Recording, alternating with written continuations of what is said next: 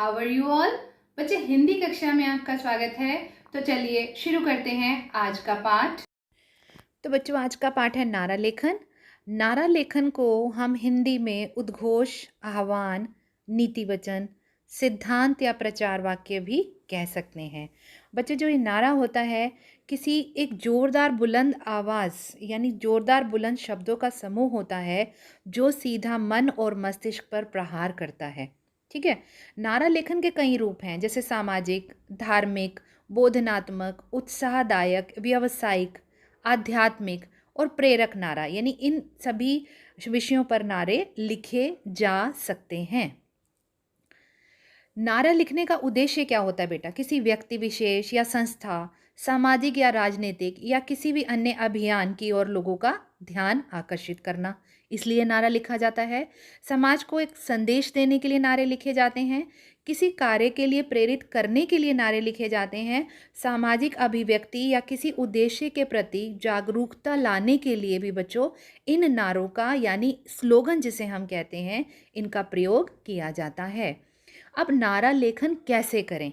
एक तो सीमा रेखा बनाएं, विषय से संबद्धता हो, सटीक विशेषता का वर्णन हो, मौलिकता यानी नारा अपना हो, कहीं से उठाया हुआ ना हो, आकर्षण हो, उसमें लोग आकर्षित हों आपके नारे की तरफ। और इसमें बच्चे लय और तुकांत शब्दों का प्रयोग किया जाता है। लास्ट में राइमिंग वर्ड आने बहुत ज़रूरी हैं और 10 से 20 शब्दों के बीच में ये नारा बन सकता है। जैसे कुछ हम नारे देखें, तुम मुझे खून दो, मैं तुम्हें आज़ादी दूंगा। कितना ही प्रसिद्ध नारा है बच्चे ये।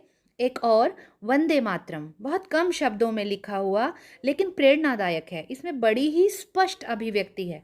तो नारा जब लिखें तो हमारे शब्द चयन का जो है हम बिल्कुल ध्यान रखें कि कैसे शब्दों का चयन कर रहे हैं। जैसे पानी को बचाने के लिए बेटे एक नारा है, जल है तो कल है। अगर हम यहाँ लिख देते पानी है तो कल है, तो वो नारा हमारा इतना ज़्यादा प्रसिद्ध नहीं होता, इतना प्रभावी नहीं होता। तो शब्दों का ध्यान देना ज़रूरी है। जैसे बेटी बचाओ बेटी पढ़ाओ, तो बेटियों के लिए, भ्रूण हत्या के लिए, उसका विरोध करने के लिए लिखा गया नारा। एक और, प्रकृति का ना करें हरण, आओ बचाएं पर्यावरण, इस प्रकार से भी नारे बनाए जा सकते हैं। चुनाव है लोकतंत्र की एकता का आधार, मतदान करके इसके महत्व को करो साकार, ये भी एक नारा है। देखो किस प्रकार से बच्चे इसमें राइमिंग वर्ड्स लास्ट में आ रहे हैं, तुकांत शब्द आ रहे हैं। या बाघ को इतिहास का पन्ना ना बनाओ, बाघ बचाओ जंगल बचाओ, यानी इस प्रकार से नारे लिखे जाते हैं बेटे। तो ध्यान क्या रखना है कि नारा कम शब्दों में गंभीर अर्थ को लेकर चलता है।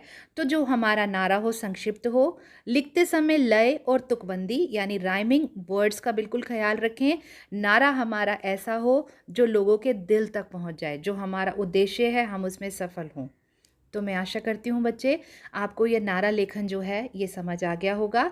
आप नारा लिखने का अभ्यास करेंगे और हम अगली कक्षा में अपने जूम सेशन में, एआईएस सेशन में आपको नारे लिखने का अभ्यास कराएंगे। आपका दिन शुभ हो। That's all for today. If you have any doubts, you can leave your queries on Google Classroom.